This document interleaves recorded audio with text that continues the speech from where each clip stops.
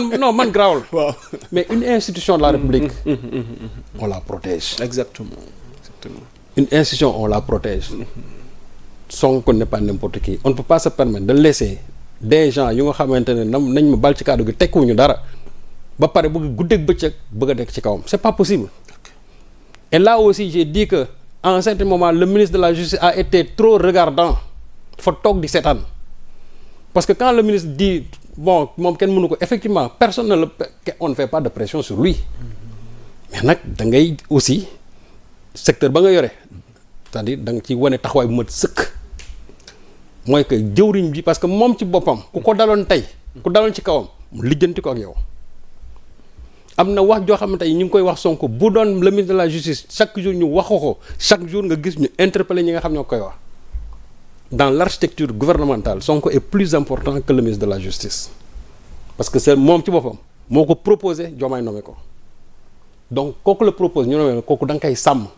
Tu ne peux pas laisser des va-nu-pieds yoo xam ne chaque jour toog ci plateau yi di wax alors que waxuñu xam-xam man mën naa d'accord nga ne Sonko li mu wax ci tel mbay loolu contre naa ko parce que lii indi ay chiffres je vais applaudir. critique constructive. waaw bu Sonko waxee ci benn domaine économique nga contredire indi xam-xam ma tàccu. mais mënoo nekk ci ay insinuation bu ñu waxee nga ne way Sonko ay Sweet Beauté way Sonko bu ñu waxee Babadio Camara nga est-ce que comment dirais-je ndax baalu nga ko ak et cetera nangam. et ça des journalistes je ne sais même pas ce sont des journalistes des gens laissent faire. parce que aussi en certain moment. léegi ci chapitre boobu pour ñu balaa ñuy jàll ci beneen point lan mooy responsabilité léegi taskatu. la responsabilité. parce que tamit tous ces gens là sëñ Saliou bu ñu waxee dëgg te yàlla tax bu ñu siiwee.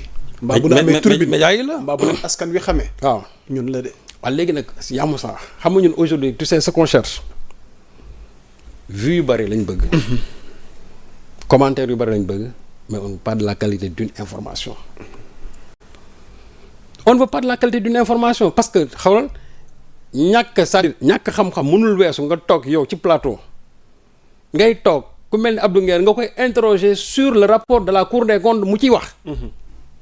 sur le rapport de la Cour des comptes koo xam ne tey boo ko waxoon lan mooy différence entre obligation titre ak lii sax mënu la ko wax et il se permet de donner so non xam nga aussi moo tax ma ne non journalistes yi ñi nekk ci plateau yi ñoom li ñu lépp ñoom la moo tax nag j'ai dit que ñoom seen responsabilité c'est engagé le canal diffuseur yi nga xam ne fa la ñuy jaarale aussi c'est que tous les canaux diffuseurs sont c'est-à-dire leur responsabilité est engagée parce que ñoom seen wàllu bopp ñooy permettre loolu souvent sax dañ la ciy pousse fii souvent lu ma wax journalistes yi nga xam ne ñoom en tout cas ñooy animer yenn émissions yi.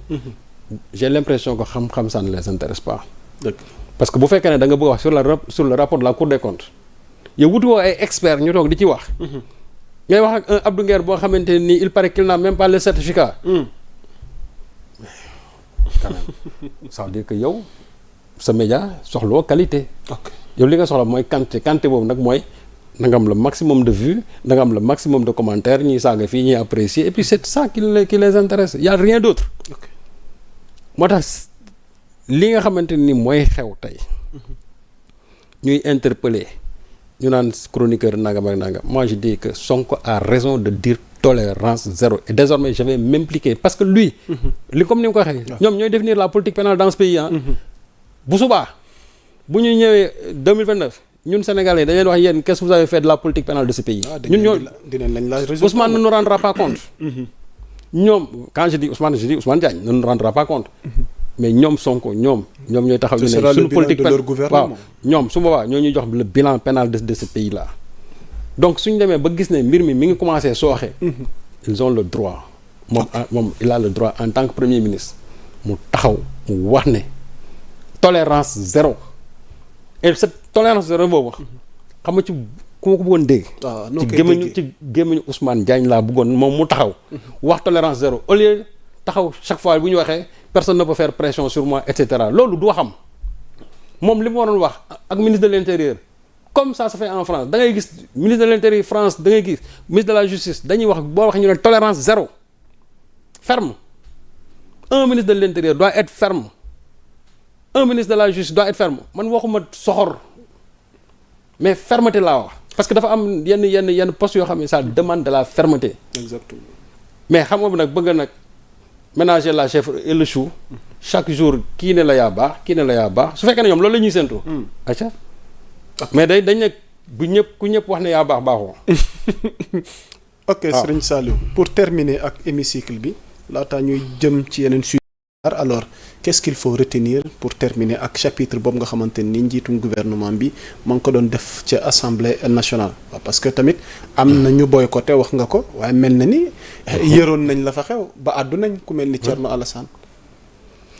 mais moom dafa nekk ci débat boobu muy sàkku ba tey. ak non xam nga Thierno Alassane je crois que moom il faut que mu noppalu Thierno il faut mu noppalu xam nga moom nee naa ko il comme Don Quichotte la rek il est toujours dans un combat avec des. parce que nee na encore une fois Ousmane Sonko s'égare des vraies préoccupations des Sénégalais pour s'adonner à son sport favori.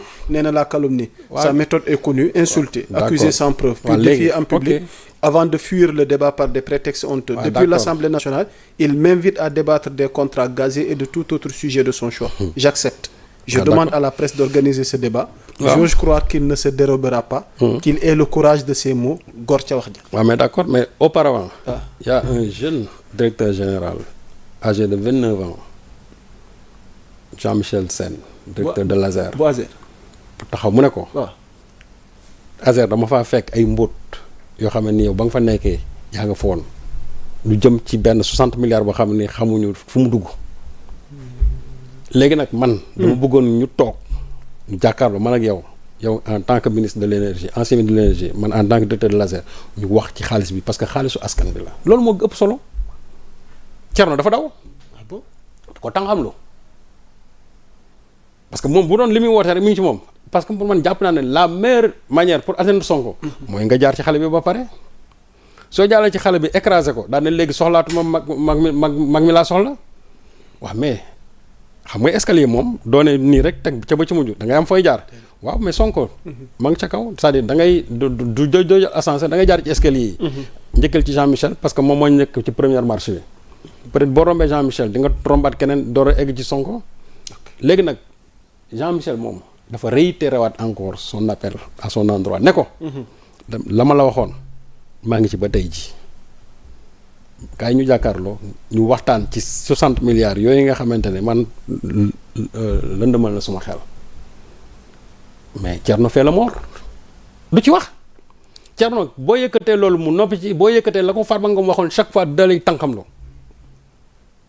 fii la Farba Ngom taxaw daan ne jël nga man de jàpp naa ne sama honneur pour ma laver ko nga taxaw devant la représentation parlementaire nga ne ma damay jël mais jël nga ah dootoo ko dolli bu fekkee ne jëluma bu fekkee nag jël naa nag moom mën naa kii ba génn ci mais jël nga ah man de ku ma ne jël nga te jëluma léegi nag Jean nag moom nee na ko yow ba nga fi nekkee am na ci loo xamante nii war nañ ko réaliser wuñ ko dëgg la waaw kañ waxtaan ci loolu moi je crois que loolu moo ëpp solo exactement moom su bëggee tontu Sonko na dem assemblée nationale yow ñi ma woo jàkkaarloog waa ji assemblée nationale bëgg a taxaw naan ko ay kii ak yooyu parce que aussi ñoom in fine li ñu ci bëgg mooy li ma doon wax rek ku ci nekk bëgg nga ci benn brin de popularité Sonko kum ci tudd jour boobu doo nelaw parce que jàpp nga ne jëwriñ ji tudd na la foo toog da nga ko valoriser mooy dëgg. loolu leer na. waaw donc moom fi ñu toll nii nag le fait que mu bëgg naan ay kii yooyu.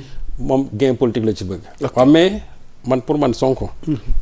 mën na dawaat ak moom mais na jaar ci première marche ba pare bu rombee Jean ba pare peut-être dina atteindre Sonko mais tant que nag franchiroo l'obstacle Jean doo mën dem na wax ci Jean ba pare parce que Jean daf ko interpellé te ñun loolu daf ñuy teel parce que l'argent des Sénégalais on devait réaliser tant de villages électrifiés defuñu ko te xaalis bi génn na léegi nañu wax xaalis boobu fu mu dugg turu boobu moom lu jar a leeral waaw turu de 60 milliards Serigne Saliou tuutiwul alors mbokk yi di leen nuyuwaat waxtaan wi dee dox di wéy pour ñu tëj assemblée bi y a une bonne nouvelle bu